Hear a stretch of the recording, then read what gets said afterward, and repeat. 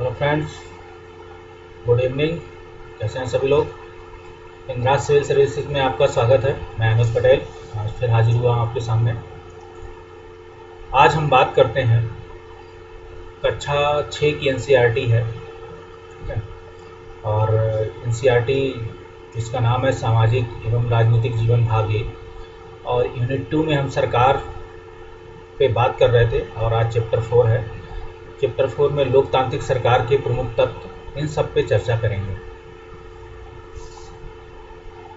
तो पहले तो एक बात कि अगर आपको हमारा चैनल इंद्राज सिविल सर्विसेज अच्छा लग रहा है तो सब्सक्राइब, लाइक अवश्य करें और अपने व्यू और कमेंट अवश्य लिखें। और कैसा आपको लगा, क्या समझे, कुछ समझ में आ रहा, कुछ कमी है तो अपने आप रिव्यू हमें अवश्य दें, ठीक है। चलिए हम शुरुआत करते हैं। यूनिट 2 सरकार, और चैप्टर का नाम है लोकतांत्रिक सरकार के प्रमुख तत्व। आखिर हम पिछले टॉपिक में पढ़े कि लोकतांत्रिक सरकार या सरकार क्या होती है, राजतंत्री सरकार क्या होती है। अब इसके सब पार्ट में आ गए कि लोकतांत्रिक सरकार के बारे में पढ़ा, फिर एक जनतांत्रिक सरकार, वो राजतंत्री सरकार के बारे में पढ़ा। तो हम अब लोकतांत्रिक सरकार के प्रमुख तत्व, ठीक है, ये जानने की कोशिश करेंगे इस टॉपिक में। और एक कहानी है, आपको समझाएंगे, बड़ा इंटरेस्टिंग कहानी है। माया नायडू की कहानी है। उस अपनी माँ से संवाद या विभेद करती हुई उसकी माँ से सब बताती है कि पहले लोकतंत्र का कैसा रूप था और आज लोकतंत्र का कैसा रूप है। कुछ देशों में वर्ग विभेद, कुछ देशों में रंग विभेद, कुछ देशों में जाति विभेद, ठीक, कुछ परेशानियाँ थी, इनको लेकर कई सारे कानून बने, ठीक। तो आज हम बात करते हैं, देखिए नीति है और इसी संदर्भ में आज हम चर्चा कर रहे हैं।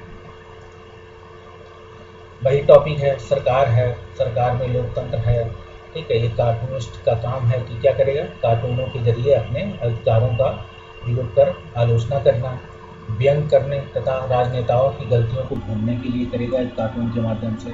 जैसे इसमें लिखा है कि हाल बुरा नहीं है, जरूर पास के गांव में किसी गांव में नल से पानी आ रहा होगा। मतलब इतना हाल बुरा है कि किसी एक गांव में नल से पानी आ रहा है तो अन्य उस गांव और अन्य गांव के लोग उस नल से पानी लेने जा रहे हैं। पानी की बड़ा समस्या है। मैंने उससे छोटी माला बनाने को इसलिए कहा था कि बहुत दुबले पतले हैं बूढ़े व्यक्ति और इतनी भारी भरकम माला वजन संभाल नहीं पाएंगे। मतलब एक तो अपने यहाँ लोकतंत्र में, सरकार में जो लोग बिल्कुल, जब भारत विश्व के या लोकतांत्रिक देशों के लोग राजनीतिक रिटायरमेंट हो जाता है तब भारत में लोगों का राजनीतिक करियर शुरू होता है कि वो पदों पे बैठते हैं, जिस समय उनको अपना ध्यान लगाना चाहिए, अपना उस समय वो दुनिया का या लोगों का ध्यान करते हैं, ठीक है। जिस समय उनको भजन गाना चाहिए उस समय वो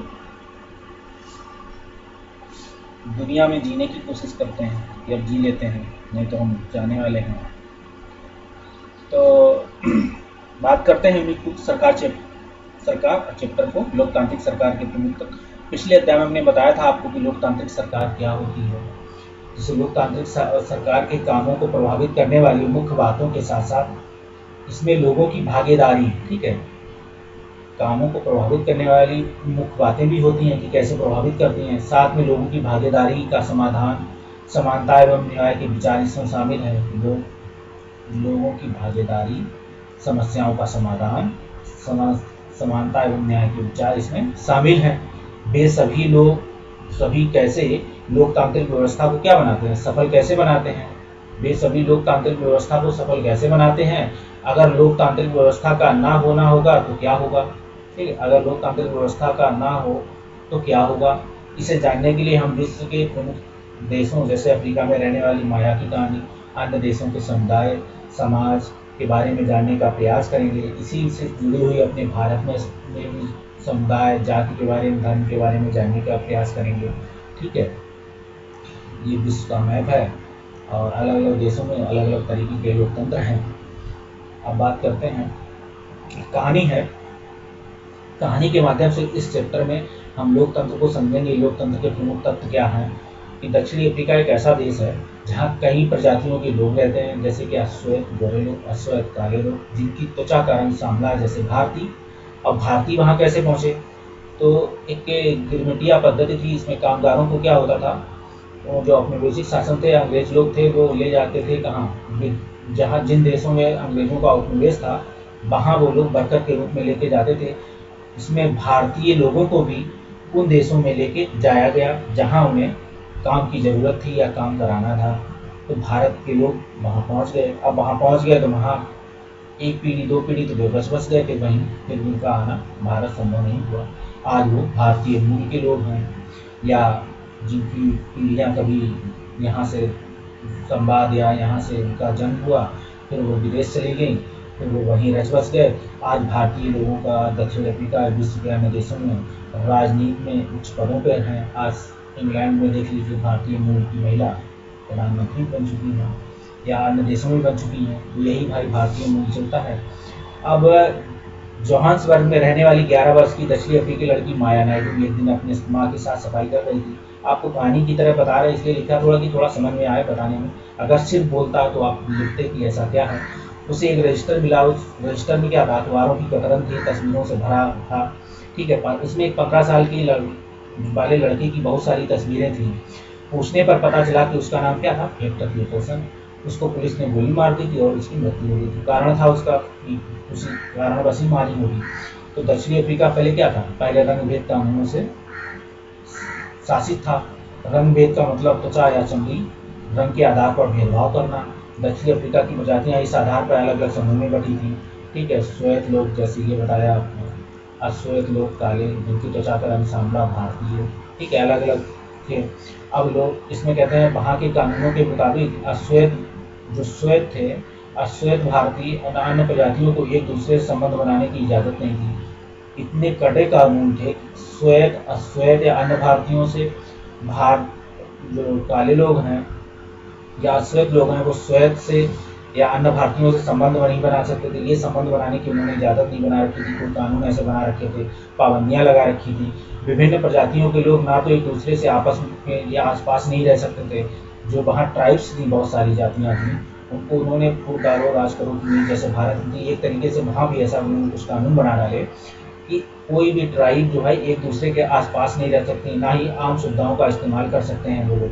ठीक है, यहाँ तक कि उनको जो है पाबंदी लगाई गई थी। उन्होंने बताया कि श्वेत और अश्वेत लोगों की अस्पताल भी अलग अलग होते थे।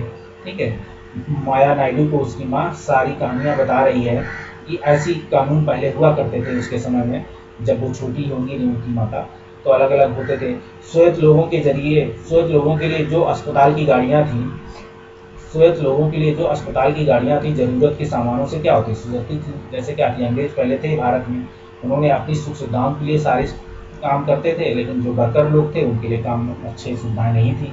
ऐसे वहाँ तो और ज़्यादा था, क्या था कि अस्पताल गाड़ियाँ तक उनके लिए सामानों से सुसज्जित होती थी, अच्छी अच्छी सुविधाएं उनके लिए हैं। जबकि अश्वेत लोगों के लिए जो गाड़ियाँ थी वो सुविधाएं उपलब्ध नहीं थी। अश्वेत लोगों के लिए जो गाड़ियाँ थी उसमें सुविधाएं उपलब्ध नहीं थी उनके लिए।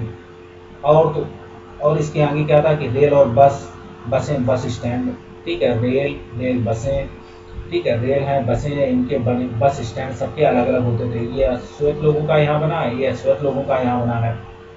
ठीक है, अब देखिए एक ही जगह पर डबल इंफ्रास्ट्रक्चर, पता लगा यहाँ एक आदमी खड़ा है, यहाँ एक आदमी खड़ा है, जबकि एक ही इंफ्रास्ट्रक्चर में यहाँ 4 आदमी खड़े हो सकते थे। बाकी ये इंफ्रास्ट्रक्चर और जगह डेवलप किया जा सकता था। तो श्वेत लोगों ने, जिसे कहा जा सकता है कि गोरी चमड़ी के लोग, जिसे कहा जाता है कि यूरोपियन बहुत पढ़े लिखे होते थे, जिसे कहा जाता है बहुत मॉडर्नाइज होते थे।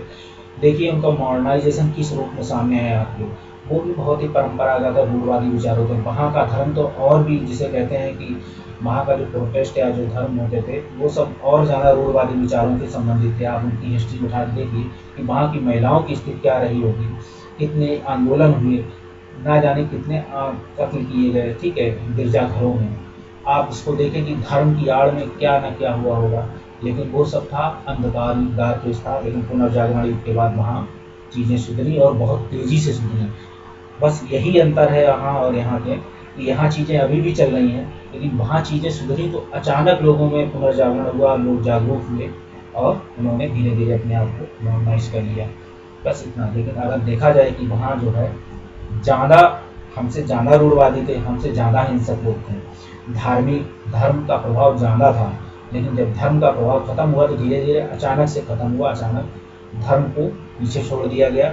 आज भी धर्म है, मानते हैं सभी लोग, धर्म अभी भी काफ़ी कुछ अहमियत रखता है राज्य में, ठीक है, लेकिन सरकार के कामों में दखलंदाज अब कम हो गया है, ना के बराबर है भी तो पर्दे के पीछे थोड़ा मोटा, जाना नहीं। अब हम बात करते हैं कि उन्हें वोट देने की इजाज़त नहीं थी, ठीक, जो अश्वत लोग थे वो वोट नहीं दे सकते थे। देश की अच्छी ज़मीनों पर अश्वत लोगों के लिए आरक्षित थी, एक तरीके का उन्होंने अच्छी अच्छी ज़मीनें जहाँ भी दिखती थी, या जिसे कहते हैं तटीय इलाके या मेडिटेरियन सी, या जो जलवायु होती थी जहाँ पे, वहाँ वो लोग रहते थे, जहाँ ना सर्दी ना गर्मी, एक सा मौसम, बढ़िया मौसम, वो सब उन्होंने अपने लिए आरक्षित कर रखे थे। अश्वत लोग को खेती की सबसे घटिया ज़मीन दी जाती थी, ठीक है, जहाँ सुविधाएँ नहीं है, जंगल ज़मीन होगा, बंजर होगी। अश्वेत लोगों एवं भारतीयों को अश्वेत लोगों एवं भारतीय लोगों को श्वेत लोगों के बराबर नहीं माना जाता था, उनके साथ भेदभाव किया जाता था। ऐसा हुआ है, तभी इसमें लिखा हुआ है।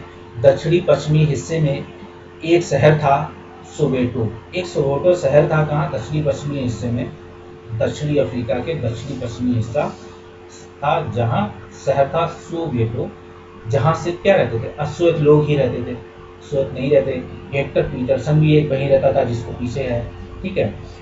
वहाँ के श्वेत लोग अफ्रीकांस बोलते थे, ठीक है, वहाँ के श्वेत लोग क्या बोलते थे, अफ्रीकांस एक भाषा होती थी, बोलते थे। हेक्टर और स्कूल के अन्य विद्यार्थियों पर इस भाषा को सीखने के लिए क्या किया था, जोर डाल दिया गया।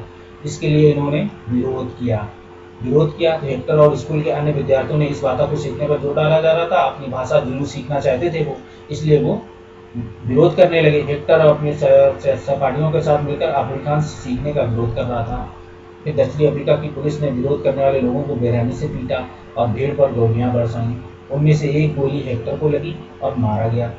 17 जून 1976 की घटना है। देखिए, आप बहुत पुरानी घटना नहीं है, इसलिए मैंने ये थोड़ी कहानी लिख के बताई आपको। ये कहानी अगर आपको ऐसे ही नौजवानी सुनाते तो आपको उतना मज़ा नहीं आता। साथ साथ आपको बताते चल रहे हैं कि कहानी देखिए क्या रोल ला रही है। ये 1976 का दौर चल रहा है। हो सकता है कि बहुत से लोग जो आज भी कंपटीशन में हों या कंपटीशन अभी अभी नौकरी पाए हों, उन्होंने ये चीज़ें देखी होंगी कि अभी ये पीढ़ी भी नहीं गुजर पाई है। अभी एकदम मॉडर्न एज के दौर में हम लोग एक तरीके से चल रहे थे, ठीक है, शुरुआती चरण पे, लेकिन अभी भी इतने कड़े कानून किसी देश में थे। आप ऐसा इमेजिनेशन कर सकते हैं। भारत तो 1947 में ही स्वतंत्र हो गया था और वहाँ के कानूनों को संविधान बन गया, लोकतंत्र दे दिया गया, लेकिन एक वही दक्षिणी अफ्रीका देखिए 1976 तक की घटनाओं तक ये लोग इससे प्रकोप और पीड़ित रहे। अब देखिए, अफ्रीकी राष्ट्रीय कांग्रेस, एक था अफ्रीकी राष्ट्रीय कांग्रेस, अब ना जाने माने अपने नेल्सन मंडेला, जो अभी हाल फिलहाल कुछ मतलब अभी कुछ 1-2 साल पहले ही आपके रंगभेद के खिलाफ बहुत लंबी लड़ाई संघर्ष किया, गुजर गए हैं, आप नहीं रहे हैं। अंततः 1994 में 1976 की घटना है और ये 1994 में उन्हें रंगभेद से मुक्ति मिली है। आप समझ सकते हो कि आप कंपटीशन की तैयारी कर रहे होंगे इस समय, ठीक, जिस समय हो सकता है आपका जन्म हुआ हो सकता है आप क्या नाम तैयारी के या स्कूल जाने लगे हों। तो उस समय तक ये लोग संघर्ष कर रहे थे अपने यहाँ लोकतंत्र में, अपने यहाँ की धर्म विभेद की नीति के खिलाफ, क्योंकि उनको एक तरीके का औपनिवेशिक शासन का दंश झेलना पड़ रहा था, ठीक है। और दक्षिणी अफ्रीका एक लोकतांत्रिक देश बना। इससे पहले भी एक तरीके का लोकतंत्र था, लेकिन उनको ना वोट डालने का अधिकार था, उस वक्त लोग ही वोट डालते थे, उनके हिसाब से कानून बने थे, उनकी सहूलियतों के लिए उनके पास ज़मीनें थी, तो ऐसा था। तब से भी सभी, जब से 1994 सफलता मिली और लोकतांत्रिक देश बना, तब से सभी प्रजातियों को बराबर माना जाने लगा, ठीक है, तभी से सभी प्रजातियों को बराबर जाना लगा। इसके लिए नेल्सन मंडेला को ना जाने कितने सालों तक जेल में रहना लगा पड़ा, उनको इसके लिए नोबेल पुरस्कार मिला शांति का, ठीक है। आप देख सकते हैं अफ्रीकी समझने को की कोशिश करते हैं, ठीक है, कि सरकार की लोकतांत्रिक होने का हमारा क्या मतलब है, ठीक है। आपने कभी सोचा है कि लोकतंत्र में निर्णय लेते हैं? अब आपको एक कहानी सुनाते हैं। आप कुछ अखबार देखिए, उनमें दी गई चुनाव की खबरों पर चर्चा कीजिए। एक निर्धारित समय के बाद चुनाव होते रहने की क्या ज़रूरत है। जैसे हम लोग कहते हैं कि बार बार, जैसे भारत एक लोकतांत्रिक देश है, विश्व का सबसे बड़ा लोकतंत्र है, प्रत्यक्ष चुनाव होते हैं, प्रतिनिधि अपने चुन के भेजते हैं संसद या विधानसभा में। तो होता क्या है कि एक बार 1.3 अरब आबादी है इस समय अपने भारत की, और अपने चुनाव के माध्यम से भारत के बजट पर, जिस साल चुनाव होते हैं तो अरबों रुपए का बजट होता है, चुनाव का बहुत बड़ा खर्चा होता है। तो ऐसा क्यों होता है कि हम एक ही बार चुनाव करा दें, फिर इसके बाद कभी वोट ना कराना पड़े, जिससे चुनाव का खर्चा बचे, अरबों रुपए को आपकी सहूलियत, आपकी विकास कार्य में लगा दिया जाए। लेकिन नहीं, ऐसा अगर हम लोग कर देंगे तो जो सरकारें हैं वो हो सकता है निरंकुशतावादी बन जाए, हो सकता है वो आपके हिसाब से काम ना करें, अपने हिसाब से काम करने लगें, क्योंकि उन्हें आप हटा नहीं सकते। ठीक है, आपने चुन लिया है तो वो एक पीढ़ी तक चलेंगे, पता लगा कि उनको आपने ऐसा कानून है कि जो एक बार चुन लिया गया वो अपने मृत्यु तक उस पद पे रहेगा। अब ऐसी अगर घटनाएं घटने लगेंगी तो फिर क्या होगा, बहुत ज़्यादा दिक्कतें होंगी। फिर एक तरीके का, फिर पीढ़ी दर पीढ़ी उनमें चीज़ें भावना विकसित होने लगेगी, तो लोकतंत्र का मायने खत्म हो जाएंगे वहाँ। इसलिए चुनाव जरूरी है एक लोकतंत्र के लिए। आपने कभी सोचा कि लोकतंत्र में लोग निर्णय लेते हैं, चुनाव में वोट देकर अपने प्रतिनिधि चुनते हैं, ठीक है, जो है प्रतिनिधि चुनते हैं।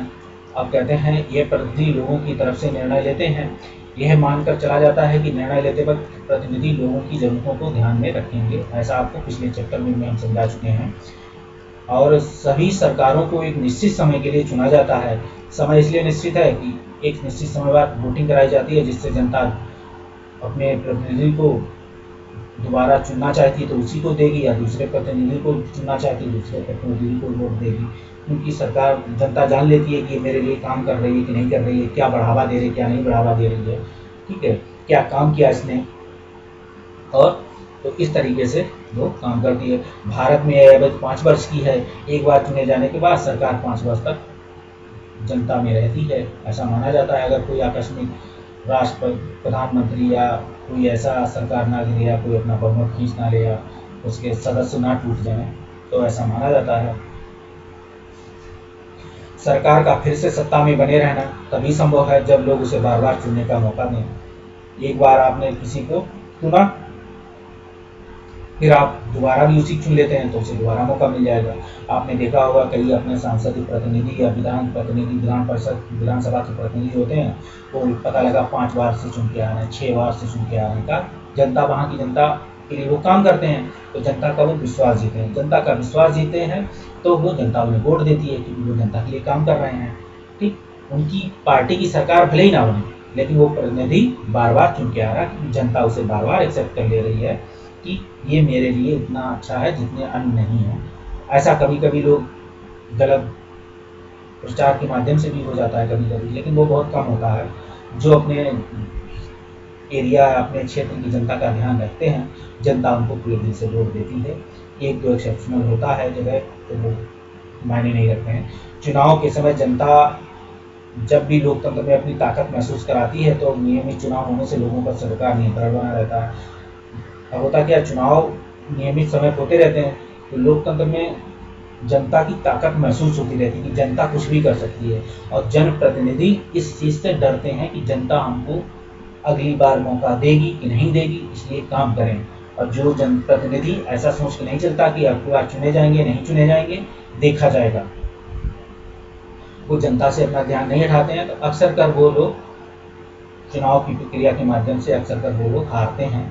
ठीक है, अगर कोई ज़्यादा गड़बड़ ना हो तो लोकतंत्र में, या अचानक कोई ऐसा समाज का रहस्यमय नेता आ जाए, जैसे अब इस समय हमारे मोदी जी आए हुए हैं, और मोदी जी के नाम से बहुत सारे सांसद, बहुत सारे विधानसभा प्रतिनिधि जीत गए हैं, जिनका ना काम अच्छा है, ना ही वो उनकी चरित्र, जिसे कहते हैं कैरेक्टर, या जिनका उनका बैकग्राउंड अच्छा है, लेकिन वो जीते हैं सिर्फ मोदी के नाम से। तो ये सारी चीज़ें हैं। तो कभी कभी एक अपने करिश्माई नेता का भी, पार्टी बिहार का भी फायदा मिल जाता है, तो यही सब एक्सेप्शनल होता है भाई, तो इस पर बनाए रखिए आप। अब हम बात करें, लोग 5 वर्ष में एक बार चुनाव में भाग लेते हैं, इसके बाद वे लोकतांत्रिक सरकार के निर्णय और नीतियों की भागीदारी भी करते हैं। एक बार चुनाव दिए, इसका लोकतांत्रिक सरकार के निर्णय, मतलब सरकार ने कोई निर्णय लिया, अब निर्णय में निर्णय और नीतियों में भागीदारी कैसे, उसका निर्णय आया, पता लगा कोई कानून आया, कोई बात हुई, तो जनता क्या होती है, अपनी राय किसके माध्यम से जाती है, इलेक्ट्रॉनिक मीडिया, सोशल मीडिया आज का दौर है, या प्रिंट मीडिया का दौर है, या फिर पता लगा कि जनता सड़कों पर उतर आएगी अगर कोई उसे राय देनी है कि सरकार ये अपना कानून वापस ले, इससे हमें ये दिक्कत है, ठीक है। तो ये सब है, नीतियों में भागीदारी भी करते हैं। अब नीतियों में भागीदारी कैसे करेंगे कि जैसे कोई नीति सरकार लाई कि हम ये नीति ला रहे हैं, जैसे अभी क्या हुआ, का के मुद्दे पे बहुत सारे लोगों ने विरोध किया, बहुत सारे लोगों ने सपोर्ट किया, तो उसकी भागीदारी की दोनों तरफ से, लेकिन सरकार ने अपना निर्णय वापस इसलिए नहीं लिया, अगर निर्णय वापस लेती तो लोकतंत्र की हार, सरकार की हार, और चुनाव सरकार गिर सकती थी। हालांकि विपक्ष कह सकता था कि सरकार को अपना इस्तीफा देना चाहिए क्योंकि अपना कानून वापस या निर्णय वापस ले लिया। तो सरकार ने वापस इसलिए नहीं लिया कि एक तो वो सही था, और दूसरा ये था कि वो एक बार लागू कर दिया तो वापस लेने का तो सवाल ही नहीं, बस उसमें अगर बहुत ज़रूरी होता तो बदलाव कर सकती थी अगर लोगों से लगता, लेकिन वो यहाँ के लोगों के लिए कानून प्रभावी नहीं कर रहा था, वो विदेशी लोगों के लिए कानून था, इसलिए भारत में जो लोग उसका विरोध कर रहे थे वो उसको क्या समझ के विरोध कर रहे थे वो तो वही जान सकते हैं। अब जैसे सरकार द्वारा बिजली का किराया बढ़ाया जाना, ठीक है, जैसे एक बार क्या हुआ, बिजली का किराया बढ़ा दिया सरकार ने, जनता सड़कों पे आ गई कि अपना बिजली का किराया वापस लीजिए, और सरकार को एंड अपना बिजली का किराया में बदलाव करने पड़े, ठीक है, बदलाव करने पड़े। रोज़मर्रा की वस्तुओं के दाम बढ़ जाना, पता लगा प्याज का दाम बढ़ रहा तो सरकार को उसमें हस्तक्षेप करना पड़े, पता लगा दालों के दाम बढ़ जाए तो पता लगा सरकार को हस्तक्षेप करना पड़े, ट्रांसपोर्ट का किराया बढ़ जाना, पता लगा ट्रांसपोर्ट का किराया बढ़ा दे जनता, वो ट्रांसपोर्ट वाले, तो सरकार को उस पर राय लेनी पड़ती है। जनता द्वारा लोकतंत्र में भाग लेकर सरकार की नीतियों की आलोचना करना भी लोकतंत्र में भागीदारी है, ठीक। जैसे R.K. लक्ष्मण साहब थे, वो क्या करते थे, लोग जनता की नीतियों, राजनेताओं की गलतियों को ढूंढ कर आलोचना करते थे, तो उनकी लोकतंत्र में अद्भुत भागीदारी थी। अगर आप किसी भी लोकतंत्र को अच्छा और बढ़िया बनाना चाहते हैं, उसकी आप बड़ाई करें या ना करें, आप उसकी आलोचना अवश्य करें। लोकतंत्र में नीतियों या सरकार की आलोचना करना लोकतंत्र में एक अद्भुत और उचित भागीदारी मानी जाती है कि सरकार इस चीज़ पे हमेशा सजग रहती है कि हमने अगर कोई ऐसा कानून बना दिया तो जनता हमारे खिलाफ, आलोचना हमारे खिलाफ हो सकता है कि धरना प्रदर्शन जुलूस निकाल सकती है, तो ये चीज़ लोकतंत्र में सरकार इन चीज़ों से डरती है। इससे जनता के हितों, जनता की नीतियों, जनता को ध्यान में रखते हुए सरकार कोई भी कानून लाती है। इसमें लोगों द्वारा शांतिपूर्ण जुलूस भी हो सकता है, हमने आपको बताया था कि क्या करेगी, जैसे लोगों द्वारा शांतिपूर्ण जुलूस, हस्ताक्षर अभियान भी चलाए जाते हैं, सरकार भी अपने निर्णयों के बचाव में लोगों को तर्क देती है, ठीक है। आप लोग पता लगा कानून आया कोई, अब सरकार के खिलाफ जनता ने जुलूस किया, हस्ताक्षर अभियान चलाए, ठीक है, शांतिपूर्ण मार्च भी किया, ठीक है, लेकिन सरकार क्या करेगी, पहले तो अपने निर्णय के बचाव में एक लोगों को तर्क देगी, इसके माध्यम से, अपने एक्सपर्ट के माध्यम से कि आप इसको आप संभालिए, ठीक है, समझाने की भी कोशिश करती है। कभी कभार सरकार को अपने निर्णय बदलने भी पड़ते हैं, जनता के हितों को ध्यान में रखते हुए, आप अक्सर कर देखते हैं। अब देखा, और ये देखिए, ये क्या है, बहुत छोटा है, यहाँ किस पर सहमति असहमति प्रकट की जा रही है। आप इसको देखिए कि हाल बुरा नहीं है, लेकिन किसी गांव में नल में पानी आ रहा होगा। असहमति व्यक्त की, लेकिन बहुत अच्छे तरीके से, ठीक है, व्यंग है सरकार पे। अब देखिए, संपादक के नाम चिट्ठी एक है कि पोस्टरों पर लगे रोक, कैसे पोस्टरों पर रोक लगे, दीवारों पर लगे पोस्टर किसी भी शहर की सुंदरता को खराब करते हैं। कई बार पोस्टर महत्वपूर्ण स्थानों एवं साइन बोर्डों पर चिपका दिए जाते हैं, यहाँ तक कि सड़क के नक्शे पर भी इसे चिपका दिया जाता है। सभी राजनीतिक दलों को चाहिए कि इस तरह के पोस्टरों को रोक लगाने के लिए सहमति बनाएं। ये महेश कपासी दिल्ली से है, और दिल्ली में कहानी बताएं कि दिल्ली में सरकार कोई पोस्टर अपना अगर बोर्ड लगाती है तो उसमें अपनी पार्टी का नाम नहीं लिखेगी, या अपनी सरकार की खूबियाँ ये नहीं बताएगी कि हमने ये काम किए हैं, कोई योजना का नाम लिख सकती है, ठीक है। ऐसा है, बहुत बोर्ड नहीं, दिल्ली की दीवारों पर जैसे जगह जगह आपको पोस्टर नहीं लगाना है, बहुत सारे आपके नए नए कानून आए हैं और ये कई अन्य भारत के अन्य क्षेत्रों में भी लागू हुआ है। कार्रवाई देखो, ये चिंता का विषय है कि भारत में बाघों की संख्या लगातार गिरावट आ रही है। जंगल चोर उसका शिकार करके उन्हें मार रहे हैं। ये है काम वे उनकी खाल पाने के लिए कर रहे हैं। सरकार ने इस मुद्दे को गंभीरतापूर्वक नहीं लिया। ठीक है सर, जब तक ये काम होता है सरकार गंभीरता, जब तक बाघों की संख्या कम नहीं होगी तब तक सरकार ने कम ध्यान दिया। ठीक, सरकार को इन पर जल्द से जल्द कार्रवाई करनी चाहिए।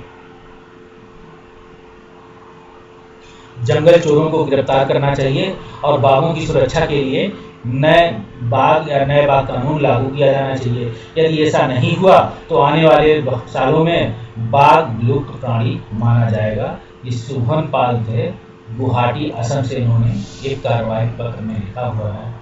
ठीक है, सरकार बाढ़ पीड़ितों के लिए मुआवजा दे। आपने पहले पढ़ा था ना, सरकार क्या करेगी?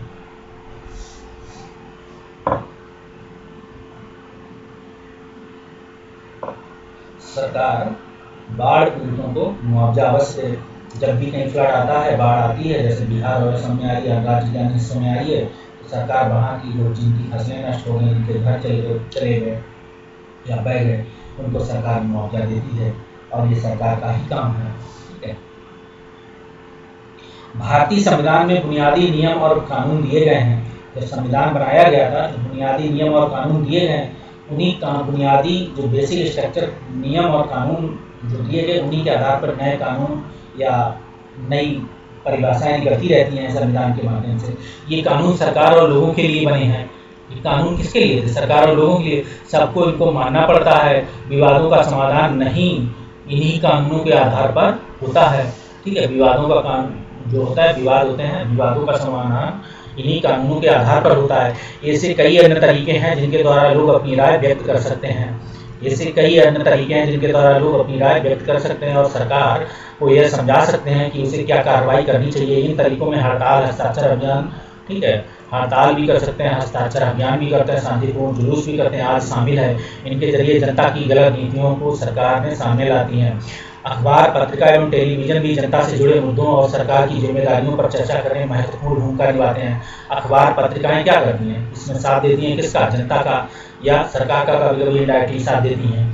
ठीक है, कभी कभी वो न्यूज़ नहीं दिखाती जो जरूरी होता है। ठीक, आजकल तो पेड मीडिया का दौर कहीं कहीं सुनने को आता है कि पेड मीडिया, ऐसा मेरे पास कोई सबूत या साक्ष्य नहीं है, मैंने लोगों की सुनाई बातों पर आपको बात कही है। तो इन तरीकों पे हड़ताल, हस्ताक्षर अभियान, शांतिपूर्ण जुलूस आज शामिल हैं। इनके जरिए जनता सरकार की गलत नीतियों का सरकार के सामने लाती है। अखबार, पत्रिकाएं, टेलीविजन भी जनता से जुड़े मुद्दों को सरकार की जिम्मेदारियों पर चर्चा करने के लिए महत्वपूर्ण भूमिका निभाते हैं और आज ये सबसे महत्वपूर्ण साधन है। अब तो सोशल मीडिया जुड़ गया, मल्टीमीडिया का दौर चल गया है। ये न्यूज़ कभी फ्लैश हुई, पता लगा सोशल मीडिया, मल्टीमीडिया पर फ्लैश होने लगी। इलेक्ट्रॉनिक और टीवी पर तो पहले बाद में पहुँचती है, पहले इन चीज़ों पर पहुँच जाती है। दलितों, अल्पसंख्यकों, आदिवासी, महिलाओं और अन्य लोगों की भागीदारी का एक अन्य तरीका है वे आंदोलन करें जो सरकार और उसके काम के तौर तरीकों को चुनौती दें। ठीक है, आज ये दौर है कि अगर आप कहीं कोई कानून तोड़ते हैं तो आपको पता भी नहीं लगेगा कि आपका वीडियो बन जाएगा। आप कहीं ऐसी घटनाओं को अंजाम दे रहे हैं जो आपराधिक हैं या कुछ ऐसी हैं घटनाएं, तो पता लगा, आपको ये लग रहा है कि हमें कोई नहीं देख रहा, बल्कि होता ये है कि आपका उधर वीडियो बन रहा होता है और आपको पता भी नहीं लगेगा। आपके दोस्त यार बताएंगे कि आप तो ये काम करते हुए चर्चा का विषय है इस समय सोशल मीडिया पे, मल्टीमीडिया पे। तो कोई भी काम करें तो बड़ा ध्यान से करें और बच के करें। ठीक है, तो इन चीज़ों को आप ध्यान रखें। दलितों, अल्पसंख्यकों, आदिवासी, महिलाओं, अन्य लोगों की भागीदारी का एक अन्य तरीका भी आंदोलन करें। ये सभी लोग आंदोलन करें जो सरकार और उसके काम के तौर तरीकों को चुनौती दें। चाहे सरकार उसके तरीकों काम जैसे क्या होता है, आदिवासी लोगों को सरकार कोई कानून बनाती है तो आदिवासी लोग क्या मानते हैं? आदिवासी लोग मानते हैं कि हमारे तौर तरीकों को भी ये दखलंदाजी करते हैं।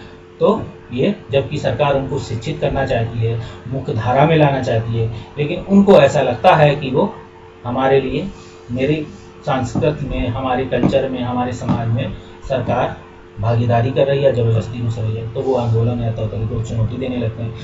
या अन्य लोग जो सरकार का हिस्सा नहीं है, भारत के हैं, लेकिन उन्हें लगता है कि मैं इनकी चुनौती दूंगा। ठीक है, तो जाते हैं वो लोग, उनको चुनौती देते हैं। कई बार इसमें हिंसक घटनाओं का जोड़ तोड़ हो जाता है। आपने अभी देखा होगा कि अंडमान में था एक अमेरिकी नागरिक, उनके ट्राइबल्स एरिया में घुसा था, मार दिया उन्होंने। तो ये घटनाएं हो जाती हैं ऐसी। देश के लोग सजग हैं और इस बारे में घुस लेते हैं। देश कैसे चलाया जाता है, तो उस देश की सरकार का लोकतांत्रिक स्वरूप और भी मजबूत होता है। जब लोग सजग होते हैं, लोग इस बारे में रुचि लेने लगते हैं कि देश कैसे चलाया जाए, कौन से मुद्दे इम्पॉर्टेंट हैं, महत्वपूर्ण हैं, कौन से लोकतंत्र के स्वरूप को और मजबूत करते हैं मुद्दे, क्या जरूरी है लोकतंत्र के लिए। जब लोग इन सब बातों पे रुचि लेने लगते हैं, जानने लगते हैं, तब समझ लीजिए कि हमारे लोकतंत्र विकास की अवस्था के आगे, विकास मतलब अब विकासशील से विकसित की ओर चलने लगा है, ऐसे कह सकते हो। अभी हम लोग अपना यहाँ का लोकतंत्र क्या है, विकासशील के, अगर देखा जाए तो विकासशील का जो अंतिम चरण होगा उस चरण में लोकतंत्र होगा, विकसित अवस्था में नहीं है। और विकसित अवस्था में तो अभी लोकतंत्र अमेरिका का भी नहीं, जबकि अमेरिका सबसे विकसित है, वहाँ भी लोकतंत्र का भी विकास होगा। कितना विकास होगा ये तो आने वाला समय ही बताएगा। ठीक है, भारत में भी बताएगा। इससे हमें यह समझने में मदद मिलती है कि हमारी सरकार कैसे काम करती है। ठीक है, इससे हमको क्या मिलेगी, इससे हमको समझने में यह मदद मिलेगी कि हमारी सरकार कैसे काम करती है। ठीक है, विवादों का समाधान कैसे होगा। विवादों का समाधान, कई विवादों या समस्याओं के समाधान के लिए हिंसा का प्रयोग किया जाता है। विवादों का समाधान कई बार, समस्याओं या विवादों के समाधान के लिए हिंसा का प्रयोग किया जाता है। जैसे क्या है, ट्राइबल एरिया में घुस जाओगे तो वहाँ हिंसा कर देते हैं वो लोग। ठीक है, सरकार भी कभी कभी विवादों का समाधान के लिए हिंसा का प्रयोग करती है। पता लगा कोई, जैसे नक्सलाइट एरिया में है, नक्सलाइट एरिया वाले लोग, उनको पुलिस या वहाँ की जो अपने पैरामिलिट्री फोर्सेस हैं, इन पे अटैक कर देती है, इनको हानि पहुँचाती है, जान माल की हानि पहुँचाती है। ठीक है, तो वो अपने किसी मुद्दे को लेकर लड़ रहे हैं, सरकार से उनकी लड़ाई है, लेकिन वो लोग कभी कभी पैरामिलिट्री फोर्स या सरकार के आदमियों के या जनता को भी नुकसान पहुंचाते हैं। तो सरकार यहाँ पे क्या है, हिंसक साधनों का या गोली, हो सकता है गोली चलाने का आदेश देते, हो सकता है वहाँ उस एरिया में वैसी बात है कि जब वो एक तरीके के ऐसे उग्रवादी हैं कि आपको देखते ही गोली चला सकते हैं, तो वहाँ सरकार हिंसा का उपयोग कर सकती है। वो सरकार का ही पार्ट है, क्योंकि ऐसा माना जाता है कि एक समूह यह मान लेता है कि दूसरे समूह का विरोध रोकने के लिए बल प्रयोग इस्तेमाल करना उचित है। ठीक है, दोनों ही समूह ऐसा मान लेते हैं, चाहे हमने एग्जाम्पल दिया था आपको अभी, उग्रवादी हिंसा और पुलिस हिंसा, दोनों एक दूसरे को जान लेते हैं कि हम अगर इनका नहीं करें तो हम पे बिल प्रयोग कर देंगे, और ये हम इनको पर नहीं करेंगे तो ये हम पे कर देंगे। या फिर अंडमान वाला हिस्सा देख लीजिए, जो अमेरिकी नागरिक अंडमान ट्राइबल्स एरिया में घुस गया था, अगर उसे ये लगा होगा जब उसने मारा है उस अमेरिकी नागरिक को, तो उसे लगा होगा कि अगर हम नहीं मारेंगे तो हो सकता है ये मुझ पर हमला ना कर दे, तो इस डर से भी उसने उसको मार दिया होगा। उसे ये भी लगा होगा कि इसने मेरी संस्कृति में प्रवेश कर गया है, हमारी संस्कृति को क्षति पहुंचाएगा और भी लोग आ सकते हैं, इसलिए उसने एक सिंबॉलिक तौर पे उसको मार दिया हो, ये भी हो सकता है। ठीक है, भारतीय संविधान में बुनियादी नियम और कानून दिए गए हैं, ये हम बात जानते हैं। ठीक है, ये कानून सरकार और लोगों के लिए हैं, सबको मानना पड़ता है। विवादों का समाधान इन्हीं कानूनों के आधार पर होते हैं। ठीक है, आप न्यायालय जाएंगे, आपके कानूनों का, अधिकारों का उल्लंघन होता है तो कहते हैं कि भारतीय संविधान में हमें कानून अधिकार दिया गया है और आप इसका उल्लंघन कर रहे हैं। जैसे क्या था, संपत्ति के अधिकार के तहत सरकार, मूल अधिकार था पहले, तो कोई भी कानून बनाती थी सरकार, ठीक, तो लोग चले जाते थे कोर्ट में, ये तो संपत्ति का मेरा अधिकार है, आप कैसे छीन सकते हैं मुझसे। फिर सरकार ने एक कानून बनाया 300 का में, संपत्ति के अधिकार को हटाकर भारतीय संविधान के अनुच्छेद 300 का में उसे कानूनी अधिकार दे दिया। ठीक है, कानूनी या विधिक अधिकार दे दिया, उसे मूल अधिकार से हटाकर कानूनी अधिकार दे दिया। ये तुम्हारा कानूनी राइट है लेकिन मूल अधिकार नहीं है, मूल अधिकार यही है जो वाजिब हैं। तो फिर सरकार, न्यायालय को भी मानना पड़ा। आज कोई उस संपत्ति के अधिकार के तहत कोई भी न्यायालय इस आधार पर नहीं जा सकता कि ये मेरा मूल अधिकार है, मेरे पास ये संपत्ति है, हम नहीं इसको देंगे, हम इस पर कुछ नहीं भरेंगे, या मेरी संपत्ति है, मेरी इतनी एकड़ ज़मीन है, मैं नहीं दे रहा हूँ। और वो कानून था, संपत्ति थी एक विवाद ज़मीन से ही। सरकार ने नए नए कानून लाके, जो जमींदार लोग थे, जो राजाओं लोग थे, उनकी हज़ारों एकड़ की ज़मीनें पड़ी थी, उनको गरीब लोगों में बांटना शुरू कर दिया, तो उससे रिलेटेड था। तो लोग बार बार कानून का उल्लंघन मानने लगे कि हमारे मूल अधिकार है, तो धीरे धीरे खत्म किया गया। विवाद तब उभरता है जब विभिन्न संस्कृति, धर्म, क्षेत्र एवं आर्थिक पृष्ठभूमियों के लोग एक दूसरे के साथ तालमेल नहीं बिठा पाते। ठीक है, विवाद हम लोग कहाँ उत्पन्न करते हैं, जैसे ये है, आपको पहला चैप्टर पढ़ाए थे कि विविधता, फिर पढ़ाए थे विविधता भेदभाव।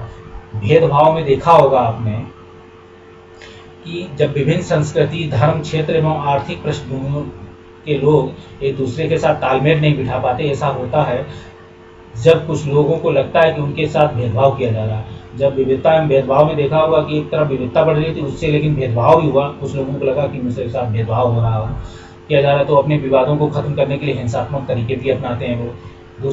हो सकता है वो आपसे शिकायत करें, हो सकता है कानूनी सलाह लें, फिर ना मिलते तो हो सकता है वो हिंसात्मक तरीके अपना लें जब वो ज़्यादा परेशान हो जाए, जिससे अन्य लोगों में ये भय और असुरक्षा की भावना फैलती है। सरकार की ये जिम्मेदारी होती है कि वही विवादों का समाधान करे। सरकार की ये जिम्मेदारी होती है कि वही विवादों का समाधान करे। समाज के कुछ विवाद और यह समझें कि सरकार उनके लिए समाधान करने में क्या भूमिका निभाती है।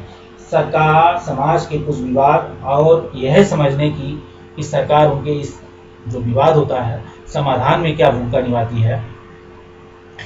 अस्पृश्यता, देखिए सरकार क्या भूमिका निभाती है। जैसे भारतीय संविधान में आर्टिकल 17 क्या है, अस्पृश्यता कांड।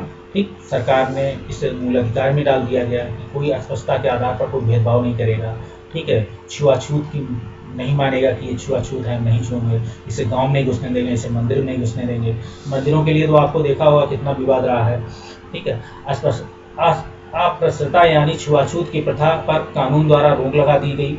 लंबे समय तक दलित लोगों को शिक्षा, स्वास्थ्य या यातायात की सुविधाओं से वंचित रखा गया। ठीक है, अस्पृश्यता यानी छुआछूत की प्रथा पर कानून द्वारा क्या हुआ, रोक लगा दी गई। लंबे समय तक दलितों को शिक्षा, स्वास्थ्य, यातायात की सुविधाओं से वंचित रखा गया था। जब हमारा समाज औपनिवेशिक शासन काल रहा हो, चाहे उससे पहले का शासन काल रहा हो, ठीक है, इन लोगों की ऐसी व्यवस्थाएं थी, ये लोग नहीं कर पाते थे और उनको पढ़ने का भी अधिकार नहीं था।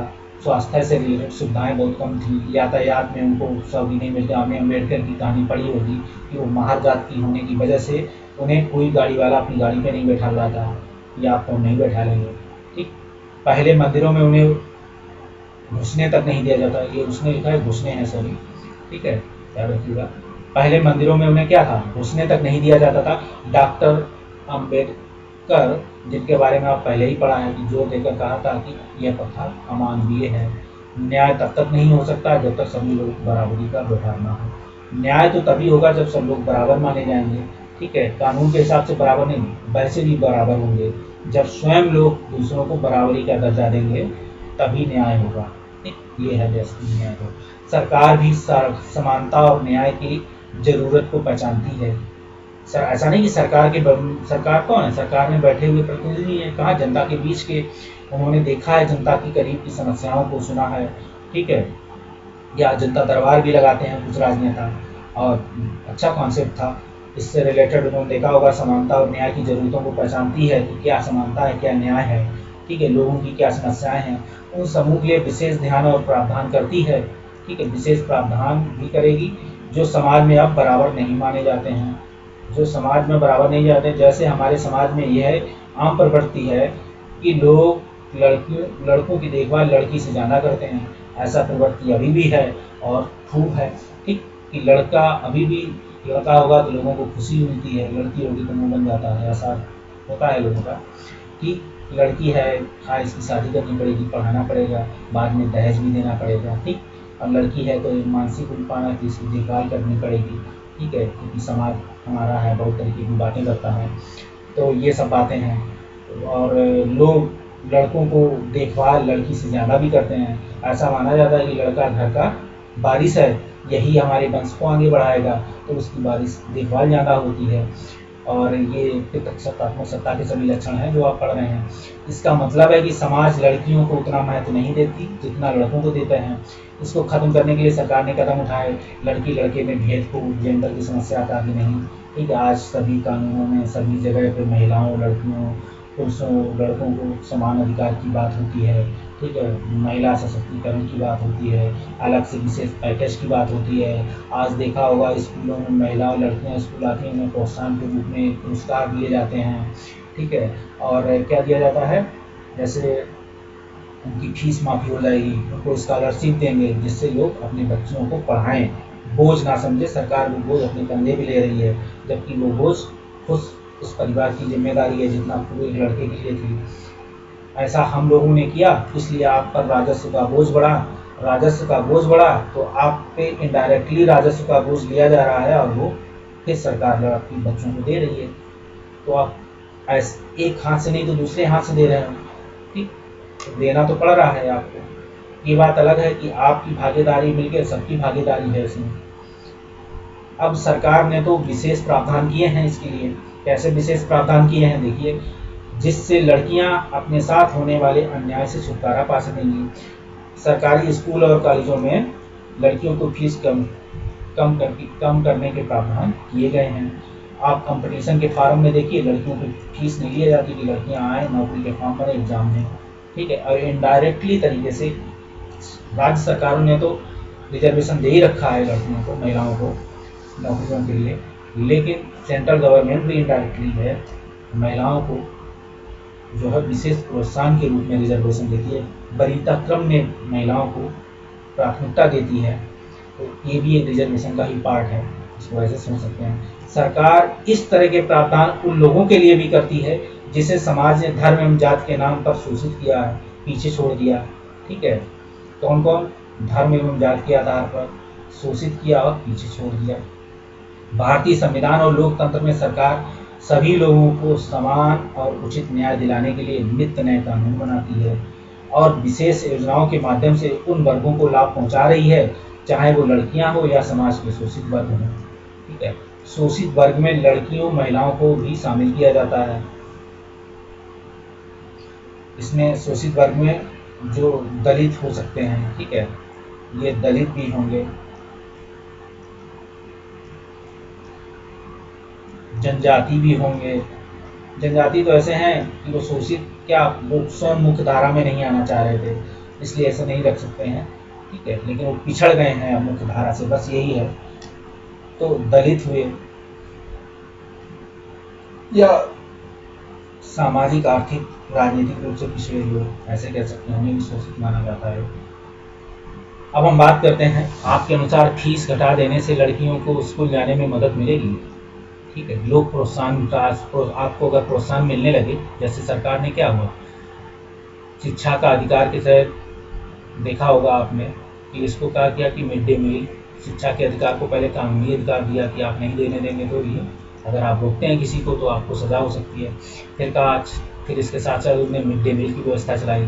फिर स्कूल में बुक्स और ड्रेस की व्यवस्था भी दी गई कि बच्चे को बोझ ना पड़े, अपना स्कूल ही आएंगे, स्कूल खाएंगे, ठीक है। ऐसा कहा जाता है कि जो अपने यहाँ जो है बाल जो वर्कर्स हैं वो अच्छी खासी संख्या में हैं, बच्चे कामगार के रूप में बहुत अधिक काम करते हैं, ठीक है, उनका शोषण होता है, वो स्कूल नहीं जाते हैं। सरकार ने उनको ध्यान में रखते हुए कि जो बच्चे स्कूल उनको आकर्षित करें, जिनको लगता है कि मुझे खाना, अगर मैं स्कूल जाऊँगा तो काम नहीं करूँगा तो खाना क्या खाऊँगा, तो उनको खाना खाने के लिए सरकार ने मिड डे मील की व्यवस्था की, ड्रेस की व्यवस्था की, बुक्स की व्यवस्था की, टीचर्स हैं ही, और पढ़ाई में फीस ना के बराबर है, एक तरीके की फ्री शिक्षा है जो प्राइमरी शिक्षा है, ठीक है।